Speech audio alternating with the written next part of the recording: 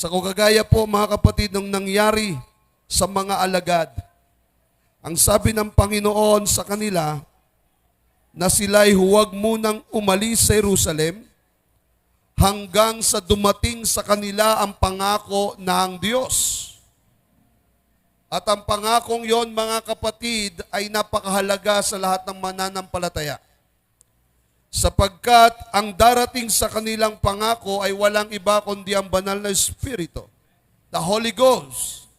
At yun po ang magbibigay sa kanila ng kapangyarihang gawin ang kalooban ng Panginoon. Hindi ka magtatagumpay kung wala sa iyo ang banal na Espiritu. Hindi tayo mga kapatid magtatagumpay sa buhay na ito kung wala po ang banal na Espiritu. Sapagkat kung tayo po ay lalakad lamang ayon sa ating pong kakayahan at karunungan, titiyakin ko sa inyo mga kapatid, mas maraming marunong sa atin. Mas maraming magaling sa atin, pero hindi sila nagtagumpay. So all we need to have is a power from above. And that is the Holy Ghost. Ang sabi po ng Panginoong Jesucristo sa kanyang mga alagad, kapag dumating ito sa inyo,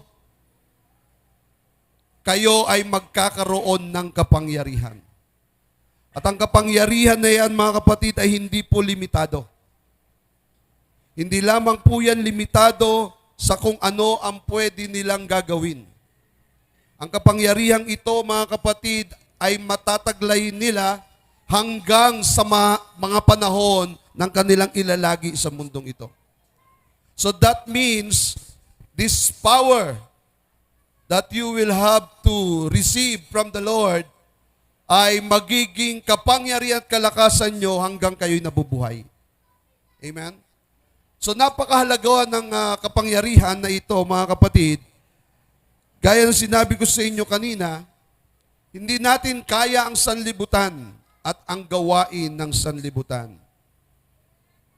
This world is powerful, but the Holy Ghost is more powerful. Amen? Palapahan po natin ang Panginoon. Mas makapangyarihan ang ating Panginoon. Kanina habang umaawit tayo, nakita natin mga kapatid yung inaakala ng kaaway na nadaig na niya ang Panginoon. Pero paglipas po ng 3 araw mga kapatid, ang Panginoon na nahihimlay doon sa kanyang himlayan ay biglang nagkaroon ng hininga. Amen? At kanya pong dinaig ang kamatayan. At kanyang ipinakita sa lahat na siya'y nagtatagumpay over the death. So ang Panginoon ay mas makapangyarihan mga kapatid. In fact, yung Espiritong bumuhay sa katawan ng ating Panginoon ay ang Espiritong tataglayin ng bawat isa sa atin. Amen? Kaya makapangyarihan ang mga anak ng Diyos. Praise God. Hallelujah. Pakilipat sa next slide.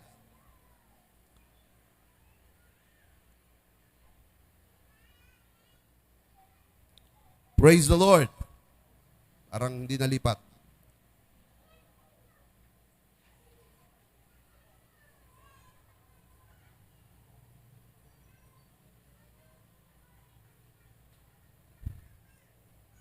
I-manual nyo na lang. Yan. Sige, next. Diyan muna tayo. Sabi dyan mga kapatid, yung kapangyarihang matatanggap natin, the power that we shall receive is the Holy Ghost. And after receiving the Holy Ghost, sabi dyan mga kapatid, and you shall be witnesses unto me. Magiging saksi ka ng Panginoon. Na sino ang iyo pong ipapahayag? Ang Panginoon. Amen? So wala kang ibang ipapahayag. Kapag dumating sa iyo ang kapangyarihan mula sa itaas, the power from above, then you will become witness. No? Nino? Ni Jesus. So yung sasabihin mo ang Panginoon. Kaya every time you share the gospel, ang sinishare mo si Jesus. Every time na ipinapahayag mo ang kapangyarihan ng Panginoon, ang ipinapahayag mo ay walang iba kundi ang Panginoong Yesus. At ang sabi ng Biblia, mga kapatid, both in Jerusalem, ibig sabihin doon sa area kung saan ka naroroon, and in all Judea, doon sa mga karatig mong lugar, and in Samaria, doon sa mas malayo-layo ng konti sa iyo, and unto the uttermost part of the earth, at sa iba't ibang lugar na aabutin mo kung saan ka dadalhin ng Panginoon. So yan ang gagawin ng Panginoon sa inyo. Mas madaling maabot ang mundo ngayon because of the technology. Di ba? Mas madali mong maabot ang mundo ngayon dahil may teknolohiya na pwedeng ma-reach natin ang iba't ibang lugar. Now, praise God. Ang Panginoon, mga kapatid, na nangakong tatanggapin ng kanyang mga alagad ang banal na Espiritu, at nung marinig nila, mga kapatid, o matanggap nila ang banal na Espiritu, ang mga alagad ng Panginoon ay nakaranas ng kakaibang kapangyarihan. In chapter 2, mga kapatid, you will see the apostles preaching the gospel in power. Saan ka nakita, mga kapatid, ng isang pangangaral na ilang segundo, minuto lang, mga kapatid, ay nagpasuko ng 3,000 ng 5,000 mga tao sa isang pangangaral. So there is a dynamic church in action in chapter 2. Makikita nyo, mga kapatid, ang pagkilos ng banal na Espiritu sa buhay ng mga mangangaral. At sila po'y nagtataglay hindi lang ng kalakasan, maging ng karunungan. Sapagkat kaya nilang sabihin kung ano ang kaharian ng Diyos. Kaya nilang ipahayag kung ano ang kaharian ng Diyos. At kaya nilang ipagsigawan at panindigan na ang Panginoong Jesucristo, ang Panginoon na tagapagligtas, na namatay sa krus, na siyang nagbayad ng ating mga kasalanan. They can preach boldly about the Lord Jesus Christ.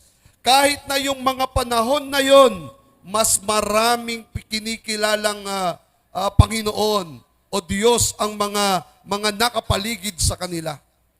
At kung usapan yung sariling bansa, yung Israel, praise God, alam natin na ang mga taong naroroon ay mga deboto sa kanila pong mga lumang pananampalataya. Kaya nung ipangaral ng mga alagad ang tungkol kay Jesus, ito po'y isang malaking suntok sa buwan. Bakit? Hindi nila alam kung tatanggapin ng mga tao ang kanilang ipinangangaral. Hindi nila kayang sukatin ang isipan ng mga taong nakikinig sapagkat hindi nila alam kung ano ang mangyayari pagkatapos na kanilang ipahayag ang tungkol kay Jesus.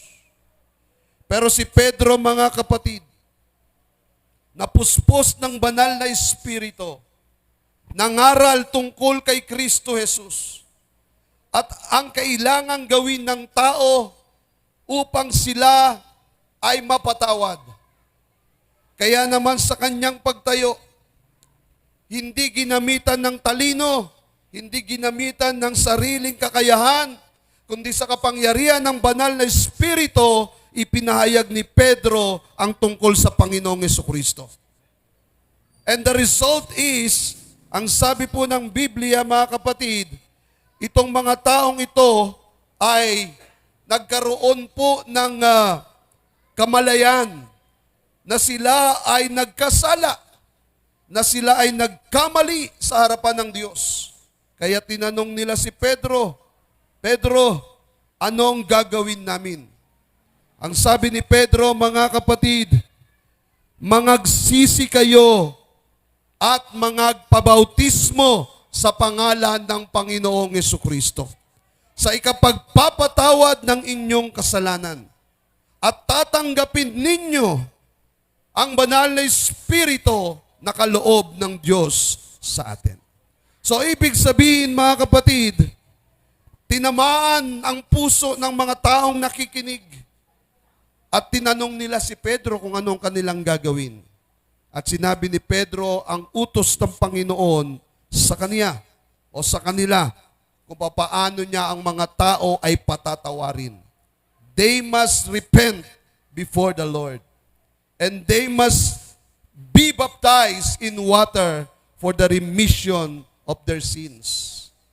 At pagkatapos, sabi ng Panginoon, ng Biblia, o sabi ni Pedro, at kayo ay tatanggap ng banal na Espiritu. So may pattern. Unang-unas, kailangan magsisi. Kailangan pong maranasan natin na tayo magsisi sa Diyos sa ating mga pagkakasala. Pangalawa, kailangan maranasan mo ang pagkilos ng banal na Espiritu. O kailangan mong mabautismuhan una sa tubig at sa Espiritu. So ganun po yung kanila pong pangangaral. At yun po ay lumaganap sa lahat ng lugar. Sa chapter 3, makikita natin mga kapatid yung miraculous power of God kung saan ang mga may kapansanan pinagagaling ng mga alagad. Not because mga kapatid may alam sila sa espiritismo. Not because may alam sila mga kapatid sa panggagamot. Wala. Hindi sila manggagamot. Pero sapagkat ang banal na Espiritu ay nasa kanila, and this power is from above, and this power is no other than the power of the Lord Jesus Christ. And Jesus Christ Himself, mga kapatid, ang mga may sakit ay gumagaling. Ang mga may karamdaman ay nakakatanggap ng kagalingan. Naganap sa kanilang harapan ang miraculous power of God at ang maraming tao ay nakaranas ng kagalingan. Pero hindi doon nagtatapos. Hindi lamang nakakapag-ani tayo ng kaluluwa kapag ang banal na Espiritu ay nasa iyo. Hindi lamang nakakagawa ka ng mga himala kapag ang banal na Espiritu ay nasa iyo. In chapter 4, tandaan nyo, persecution follows power. Kapag ikaw ay nagtataglay ng ganitong kapangyarihan, kapag ikaw ay nagtataglay ng ganitong anointing, meron pong persecution sa mga kagaya mong anak ng Diyos. Nakita naman natin kung ano nangyari. Maraming mga reliyon ng panahon na yun ang nainggit. Maraming mga reliyon at mga leader ng simbahan ang mga nagalit. Kaya sila po'y ginawan ng kwento. Ginawan po sila mga kapatid ng kaso kahit walang kaso. Kasalanan kahit walang kasalanan. Upang sila'y hulihin, upang sila'y ipakulong, upang sila ay parusahan. And in chapter 5 mga kapatid, after the Holy Ghost came to these disciples of the Lord Jesus Christ, nagkaroon ng purging. Ibig sabihin, nagkaroon ng paglililis o pagliliglig, kung saan sinasala ng Panginoon ang kanyang tao sa kanilang mga maling motibo at maling mga ginagawa.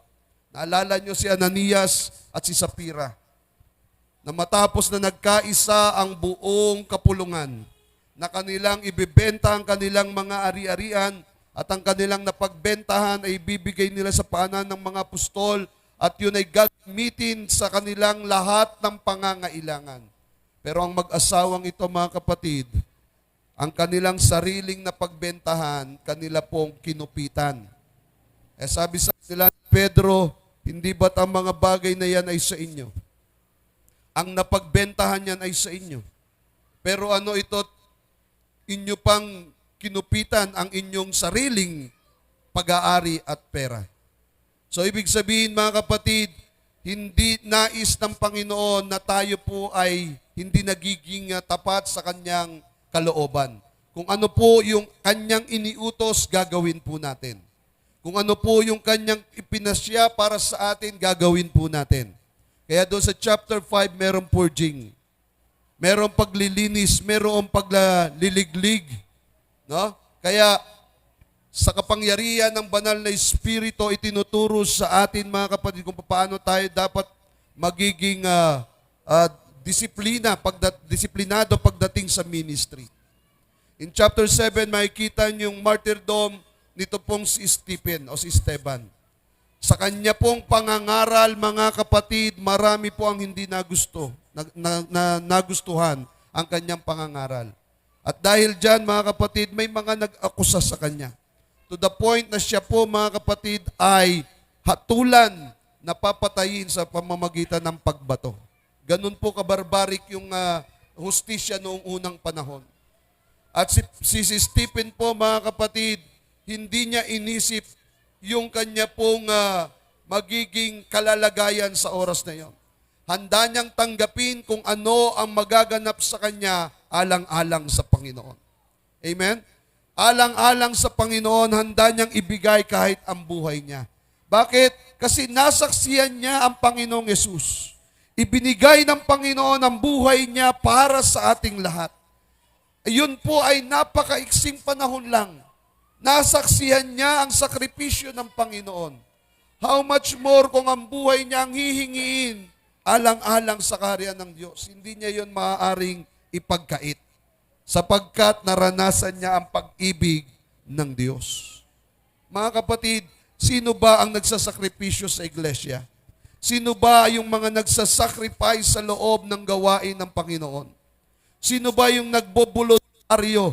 Sino ba yung nagsasabing, ako na ang aako niyan? Ako na ang gagawa niyan? Hindi ba yung mga nakaranas ng kagandahang loob ng Diyos? Sila na nakaranas ng presensya ng Panginoon. Sila po yung mga unang tao sa loob ng simbahan, sa loob ng iglesia na magbo-volunteer. Pastor, ako na. Pastor, akin na yan. Bakit? Sapagkat kagaya ni Stephen, nakita niya, mga kapatid, ang sakripisyo ng Panginoon. Sino siya para tumanggi sa kalooban ng Diyos sa kanyang buhay? Ganon din tayo, mga kapatid. Kung ano ang kalooban ng Panginoon sa atin, huwag tayong tatanggi. Huwag po tayo, mga kapatid, lalayo o aalis sa kalooban ng Panginoon. Why? Because we have this example, yung mga alagad. No, hindi po sila tumanggi sa kalooban ng Panginoon. Kung ano man ang pinagagawa ng Panginoon sa kanila, sinusunod nila. So, after the Holy Ghost came upon these disciples, alam niyo, mga kapatid, ito pong mga taong ito ang nagdala ng mabuting balita sa iba't ibang lugar, sa iba't ibang dako. Kaya nakarating ito hanggang dito sa atin.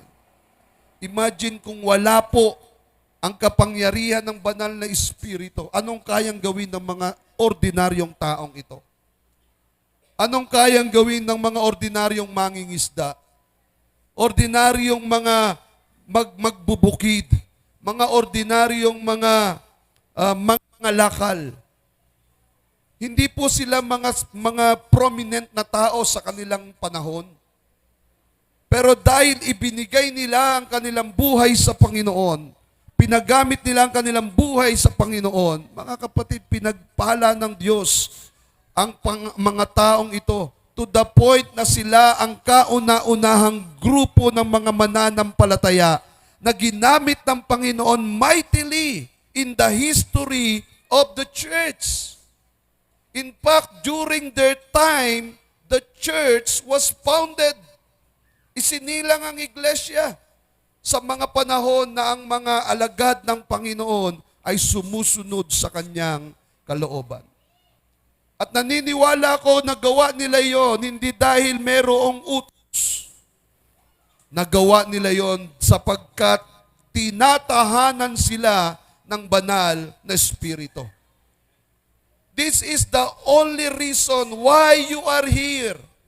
Why you are still keeping or moving on. You still in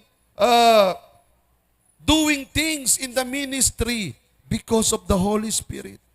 Because of the Holy Ghost. Diba? Kaya mo ginagawa ang lahat ng ito, mga kapatid, kahit alam mong ang katawan mo ayaw na. Kahit yung katawan mo parang ang pakiramdam mo pagod na. But why you still moving? Because of the Holy Ghost that in, that living in you.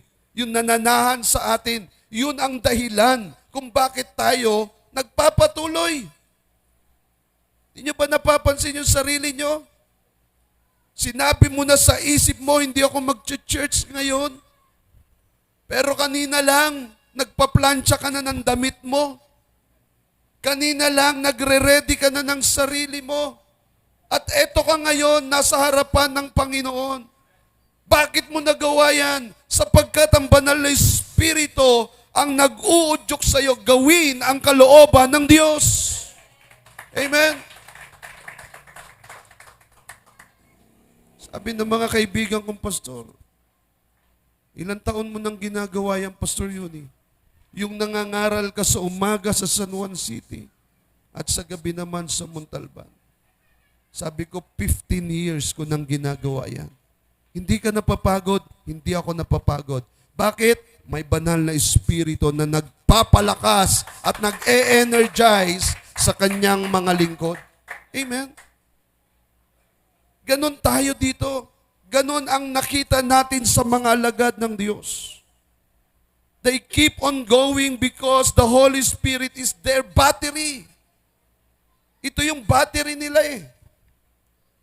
Kaya tayo nagpapatuloy sapagkat mayroong banal na Espiritong nagpupuspos sa atin.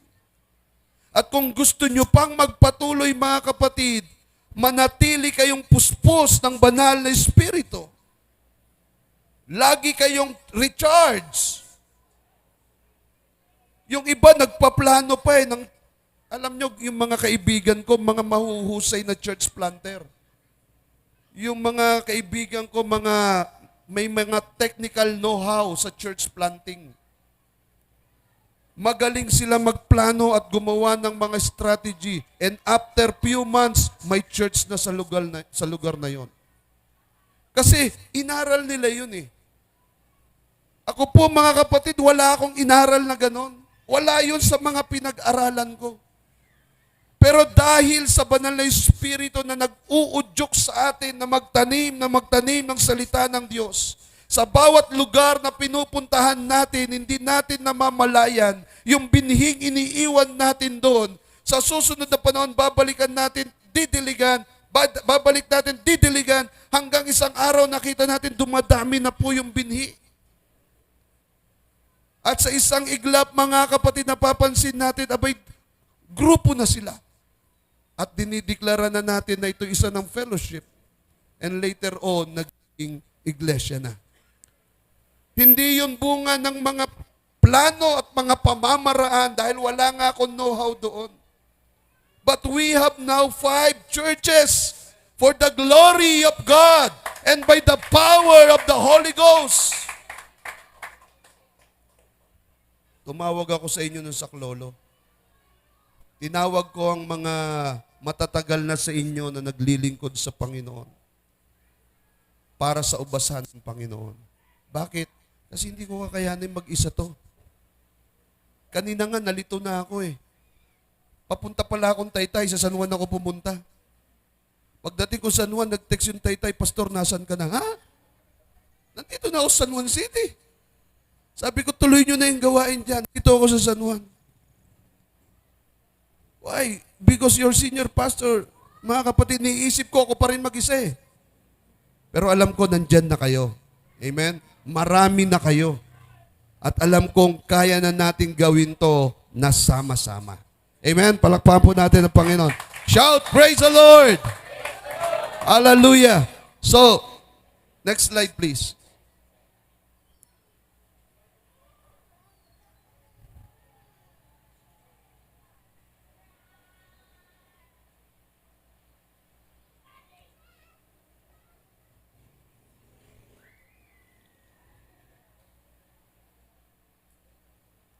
Praise the Lord. Hallelujah.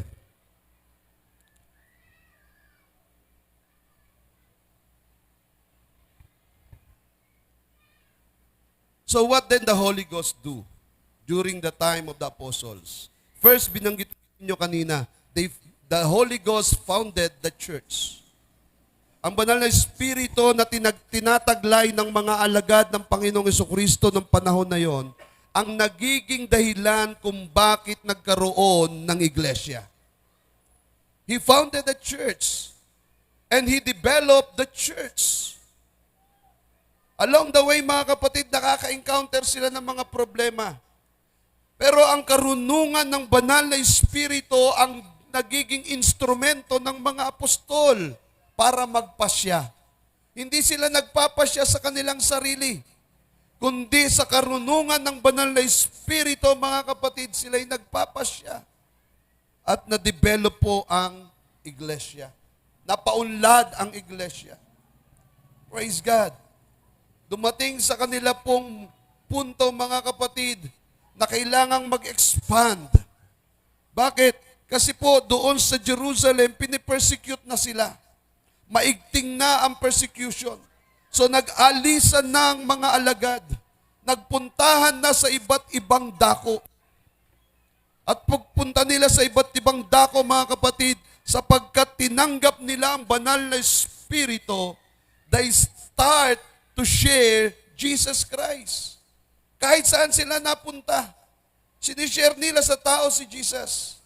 At sa mga lugar na yon, nagkakaroon ng unti-unting liwanag. Sa bawat lugar na pinuntahan ng mga alagad na nagkalat, nagkakaroon ng unti-unting liwanag. Hanggang sa ang mga taong ito, mga kapatid, dumami at dumami sa iba't ibang lugar. Nagkaroon ng expansion ang ministry na nagsimula sa Jerusalem. Amen? So, yung pong persecution, nagiging blessings in disguise. Bakit? Kasi yung akala ng kaaway, yung gagawin nilang panggigipit, magpapatigil sa operation ng church. Pero hindi. Ang ginawa nilang panggigipit ay naging mitya upang ang mga alagad umalis sa Jerusalem at pumunta sa ibang mga lugar. At sa mga lugar naman na yon, magkaroon ng gawain ng Panginoon. Kaya tayo, naabot tayo dito eh. Praise God. Natanggap natin ang mabuting balita because of expansion na ginawa ng mga alagad ng Panginoon doon na nagsimula sa Jerusalem. And fourthly, mga kapatid, the Holy Ghost empowered the church. Walang iglesyang tatayo na hindi banal na Espiritu ang magiging kapangyarihan.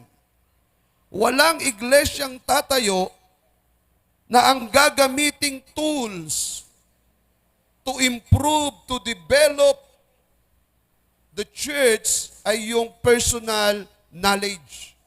Hindi pwede yon. Kailangan ng unang taong gagamitin sa lugar na yon, ang banal na Espiritu ay nasa sa kanya. At puspos siya ng banal na Espiritu. Sapagkat kung hindi mangyayari yon, mga kapatid, hindi magtatagumpay ang iglesia kung saan man siya nagsisimula. So, importante na ang taong dadako doon sa lugar na yon, pupunta sa lugar na yon, puspos ng banal na Espiritu.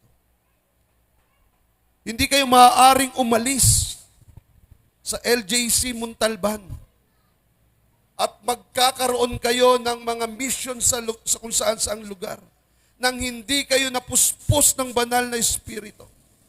Nang hindi kayo napuspos ng kapangyarihan ng Panginoon. Why? Anong gagawin nyo doon? Kung ang kapangyarihan galing sa Diyos ay wala sa inyo. At yung gagamitin mo doon, yung kaalaman mo, yung karunungan mo. Hindi tayo namumuhay o hindi tayo lumalakad sa karunungan at kakayahan ng tao. Tayo po, mga kapatid, ay lumalakad sa kapangyarihan ng banal na Espiritu. At diyan po tayo umaasa. Matapos ng mga anak ng Diyos ay makatanggap ng kapuspusan ng banal na Espiritu, saka pa lamang natin yan binibigyan ng authority, no, na tumayo, magsalita, manguna sa mga gawain sa labas. Otherwise, mga kapatid, manghihina lang yan. Babalik sa iyo yan ng lulumo. Babalik sa iyo yan, mga kapatid, nagsisisi. Baka sisihin pa ako niyan pagdating ng oras kasi ikaw, pastor, dinala mo ako dun eh. Kasi ikaw, pastor, inassign mo pa ako dun eh. Once you are being assigned in a place, mga kapatid, kung saan nandoon ang mission, I see to it na ikaw ay pinuspos ng Panginoon ng kanyang kapangyarihan. Sapagkat hindi yung ituturo ko ang mahalaga. Hindi yung i-guide ko sa iyo ang mahalaga. Hindi yung i-assist ko sa iyo ang mahalaga. Ang mahalaga ay yung sasabihin sa iyo ng banal na Espiritu kung anong gagawin mo sa lugar na yan. He will direct your path. Ang sabi ng Biblia, kapag dumating sa atin ang pangako, siya ang magsasalita para sa iyo. So, kapag ikaw ay tumayo sa harapan ng madla, ang magsasalita ay ang banal na Espiritu. Sapagkat siya lang ang nakakakilala ng lubos sa Panginoon. Hindi ikaw. Tayo, instrumento lang tayong lahat. At ang bawat instrumento, mga kapatid, may sadyang panahon lang. Ito pong drum set ni Kuya Gani, ang ganda-ganda tingnan. Nagsimula yan sa 30,000. Mas lumaki na siguro presyo niyan ngayon. Dami nang dinagdag eh. Pero magtatapos din yan dahil siya po ay gamit. At sa kanyang pagtatapos, meron ng mas maganda. Meron ng mas latest. Meron ng mas bago. Kaya hindi na siya maaalala.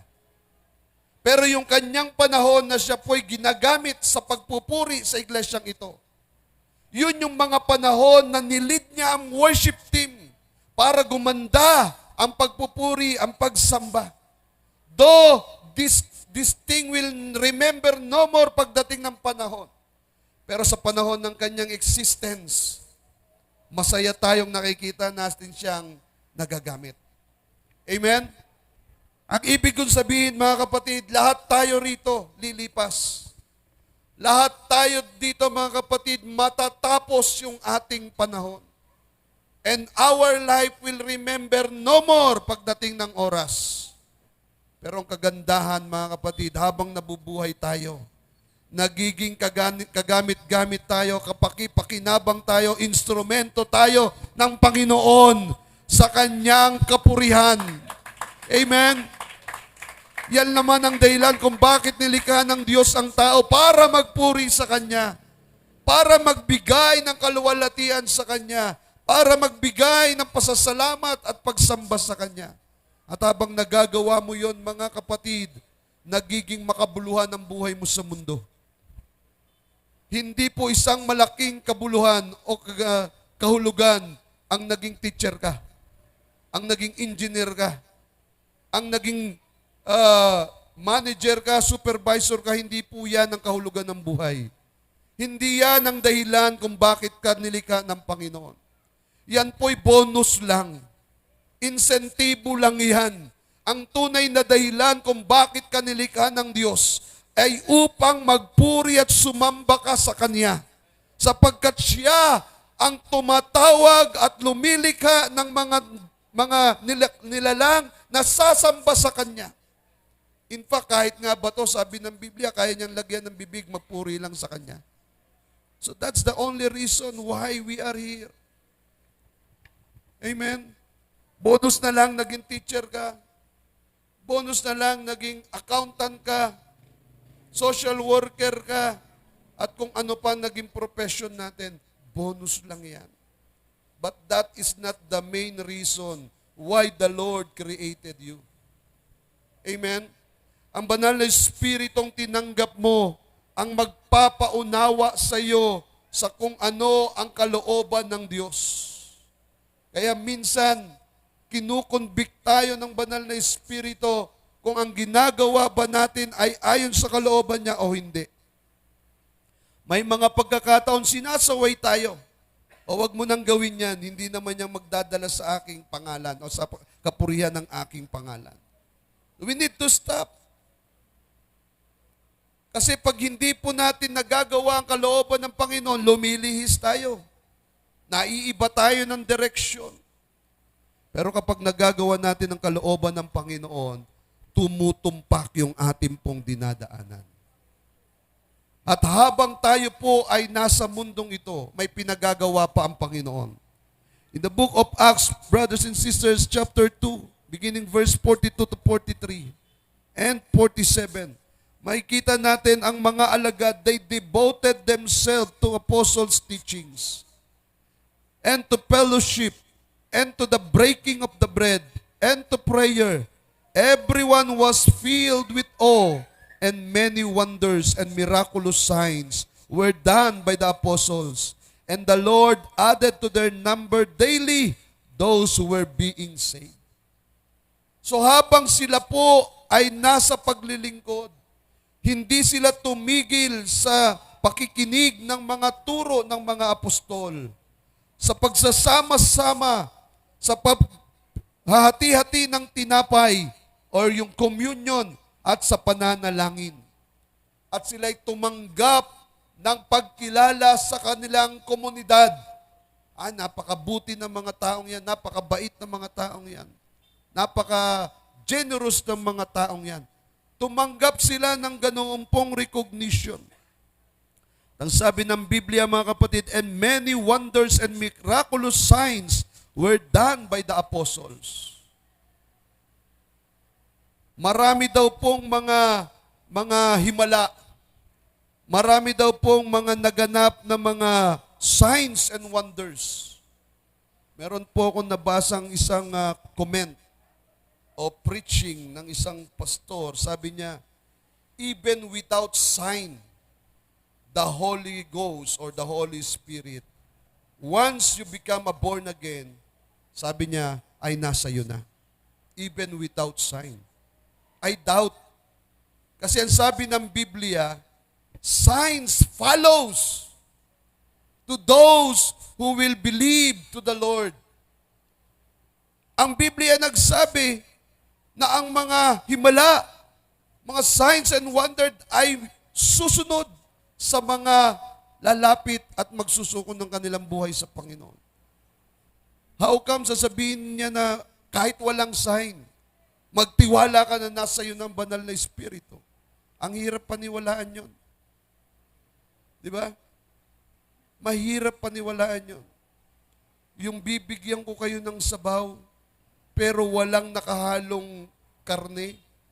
Tapos ihigupin nyo yung sabaw. Sabihin nyo, hindi naman maasim, pero sasabihin ko, sinigang yan. Pastor, hindi maasim. Sinigang yan. Hindi mo nakikita yung laman, hindi mo nakikita yung sangkap, sasabihin sa'yo, sinigang. Hindi pa maasim, lalo na maghihinala ka. Di ba? Hindi po pwede, mga kapatid, na sasabihin mong nasa iyo ang banal na Espiritu pero walang nakikita sa iyo. There is a sign and wonders happening to your life when the Holy Spirit, the Holy Ghost, is come upon you. May mangyayari. May magaganap.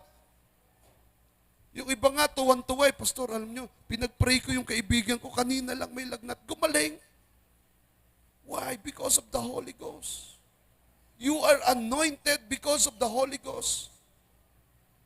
Diba? So, merong signs. Magduda ka kung tagal ka nang nasa paglilingkod, wala kang nakikita. Walang nagaganap, walang nangyayari. Pero hindi maaaring walang mangyari. Yung ngang nagbago lang ang buhay mo, isang malaking milagro na yan. Amen? Isang malaking milagro na yan. Praise God. So they will all filled with the Holy Spirit and spoke the word of God boldly. Acts chapter 4 verse 31. Nung tinanggap nila ang banal na Espiritu, nagsalita sila ng salita ng Diyos. Ibig sabihin, pinangaral nila ang salita ng Diyos. At pinangaral nila itong may katapangan, boldly.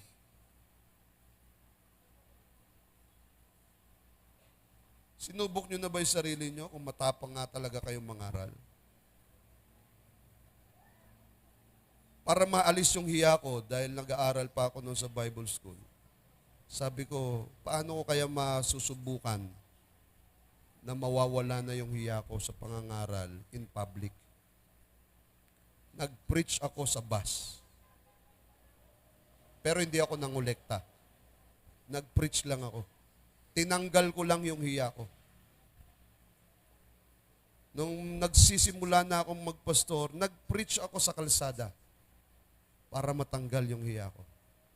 Pero hindi rin ako nanghingi.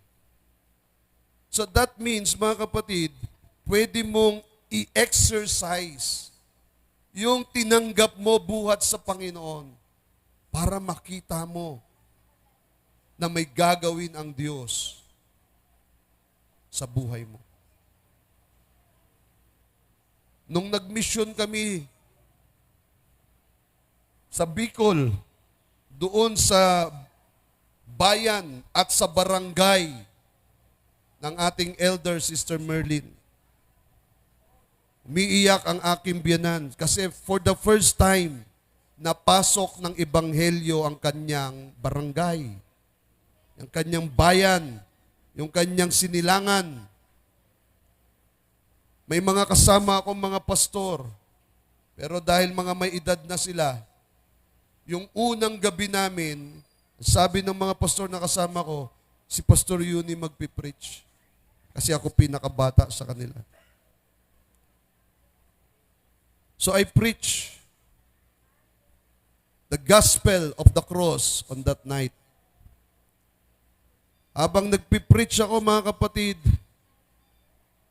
sa hulihan ng aking pangangaral, nag-altar call ako.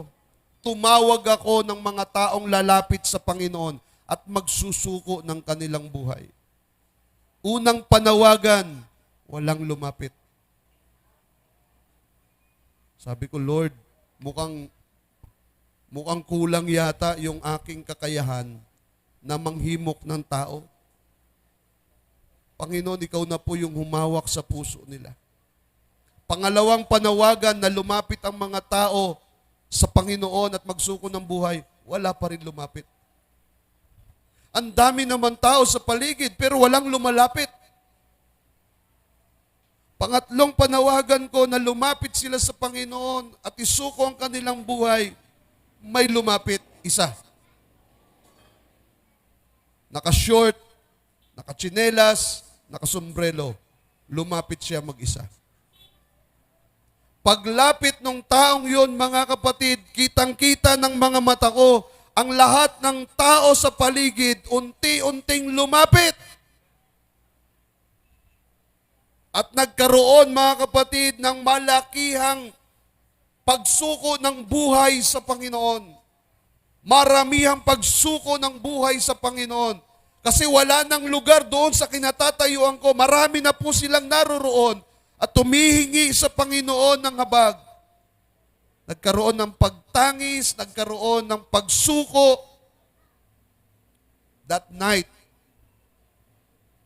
was a very successful night because I do believe the Holy Ghost, siya po ang gumawa ng paraan upang magkaroon ng tagumpay sa unang gabi ng krusada.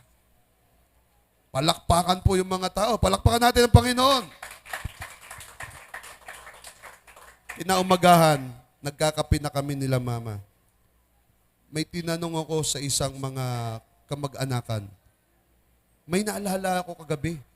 Sino nga yung lumapit na unang-una, na naka-short, na naka-tsinelas, na naka-sombrero? Kasi pagkatapos niyang lumapit, tsaka lang lumapit yung mga tao. Sabi po ng mga kamag-anakan namin, ayun po yung aming kapitan. Kaya pala naglapitan yung mga tao, kapitan na ng baryo, yung lumapit eh. Hindi ba naman kayo lalapit kung ang kapitan na ng unang lumapit at nagsuko ng kanyang buhay sa Panginoon? Amen? So ang paraan nasa banal na Espiritu. Wala sa paraan natin.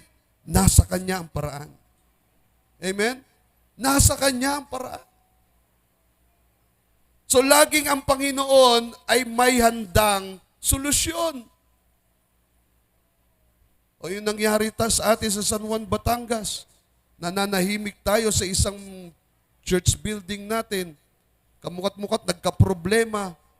Sa problemang yon, napalayas tayo dun sa church building na tayo ang nagpagawa. Gusto ko nang magtanong sa Lord, Lord, bakit naman ganun? Ginastusan namin yun. Gusto ko nang mag-complain, gusto ko nang magreklamo sa Panginoon. Lord, bakit naman kami pinaalis doon? Hindi mo ba pwedeng pigilin yung taong yun? Pero alam niyo mga kapatid, imbis na magreklamo ako, sinustain ko na lang yung mga kapatiran na sila'y manatili sa paglilingkod. Yung pala, ang plano ng Panginoon, dadalhin kami sa isang lugar, doble ang laki sa pinagmulan natin. Doble yung laki pinanggalingan nating building. Kaya pag nakita niyo yung church ngayon doon, 2 haba nito. At yun po ay bago na ngayon yung bubungan at unti-unti nang naayos ang kapaligiran. Why? Because the Lord is more knowledgeable than us. As alam niya ang pangangailangan natin. The important thing is the Holy Ghost is leading you in this ministry. Amen? Everybody say, praise the Lord. Praise God. Now, kung makikita niyo mga kapatid, yung pattern ng banal na espiritu sa Book of Acts, sa chapter 2, makikita niyo po yung conversion ng mga Jewish people. Di ba? Nung nag-preach si Peter, mga Hudyo ay nagbalik loob sa Panginoon. Doon po sa chapter 8, makikita nyo naman na habang si Pedro ay ginagamit ng Panginoon, ang banal na espiritu ay dumating sa mga Samaritans. No? Dumating sa mga Samaritans. Sa chapter 10, mga kapatid,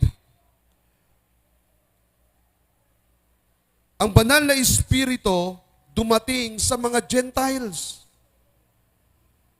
Naranasan nila yung Holy Ghost. Sapagkat ang mga mangangaral, ang mga apostol ay napakasipag sa pangangaral. And doon sa chapter 19, mga kapatid, ang isang masugid na kaaway ng iglesia, ang isang taong pumapatay ng mga Kristiyano ay naaresto ng Panginoon. At siya ay walang iba kundi si Apostol Pablo. Naging alagad at apostol ng Panginoong Yesus. At nangaral ng may kapangyarihan sa maraming lugar, sa maraming syudad, lungsod, at mga lalawigan. So you see yung plano ng Diyos, mga kapatid, hindi natin kaya itong aralin. Pero tanging siya lang ang nakakaunawa ng lahat ng kanyang pinagagawa. Ang sequence ganito. Sa chapter 2, makikita niyo yung mga tao, sila'y sumampalataya, nabautismuhan, ang banal na espiritu, mga kapatid, ay dumating sa kanila after baptism. Sa chapter 8, sila'y sumampalataya sa Panginoon, nabautismuhan, at dumating sa kanila ang banal na espiritu. Meron pong physical evidence. They speak in other tongues. Doon po sa chapter 10, sila'y sumampalataya at ang banal na espiritu ay dumating. Kaya sabi ni Pedro, ay walang dahilan para hindi bautismuhan ng mga ito kasi tinanggap nila ang banal na espiritu. At sa chapter 19, kay Apostol Pablo, sumampalataya sa Panginoon, nabautismuhan at nakatanggap ng banal na espiritu. So kung mapapansin nyo, mga kapatid, laging ganon ang dealings ng Holy Ghost. Meron pong pagsuko ng buhay, repentance. Siyempre, yung repentance na yon, meron yung faith. No? May faith yon. Kasi may nagtanong sa akin, Pastor, ano ba mauuna? Faith o repentance? Of course, faith. Hindi ka naman magre-repent kung wala kang pananampalataya eh. Lalapit ka ba sa Panginoon para humingi ng tawad kung hindi ka naman sumasampalataya? So ang una ay yung pananampalataya. No, yung believe. At pagkatapos noon, ang mga sumuko sa Panginoon binabautismuhan sa tubig. Hindi bilang tatak ng membership. No? Kasi ngayon mga kapatid, nagbago na yung idea. Ang mga simbahan kaya nagbabaptize para ma-identify yung believer na siya ay miyembro ng simbahan na yon. Kasi tatanggap siya ng certificate. Pansinin niyo mga kapatid, siguro may ilang taon na akong di nakakapagbigay ng certificate of baptism sa mga nagpapabaptize sa atin. Kasi ayokong isipin nila na membership requirement yon. Ay kung sino na lang ang nagre-request, yun na lang ang binibigyan ko eh. Kasi para makita nila na hindi tayo after doon sa membership. We are after the command. Yung bautismuhan sila, that is part of the command. Praise God. Then, the Holy Ghost come to us.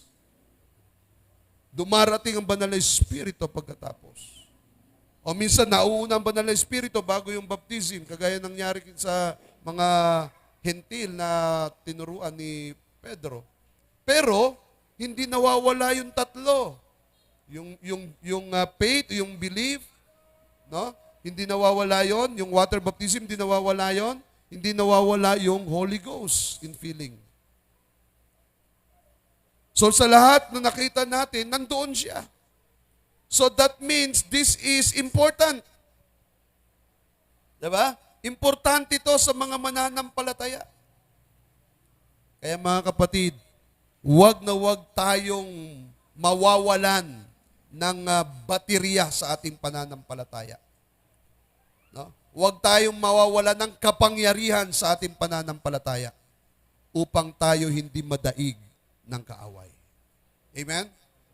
The power is from the Holy Ghost. Amen? It is from the Holy Ghost. Praise God. Meron pa ba isang slide?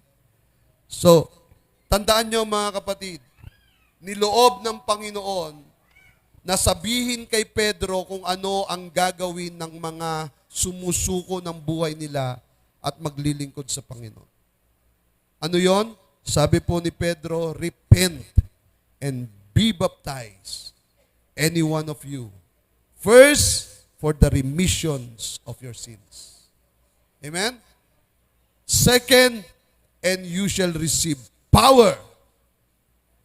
Ano yung power na yon? The Holy Ghost. You shall receive Holy Ghost. At dahil dyan, mga kapatid, yung Kristiyano, kaya niya nang tumindig, kaya niya nang lumakad, kaya niya nang mag-isang lumakad, sapagkat meron siyang banal na Espiritu sa kanyang buhay na magiging kapangyarihan niya. Kaya niyong gawin yun. Amen? Kung alam nyo mga kapatid na nasa inyo ang banal na Espiritu, the anointing is in you. The power is in you. At hindi kayo matatakot. Hindi kayo mangangamba. Amen? Hindi kayo mangangamba.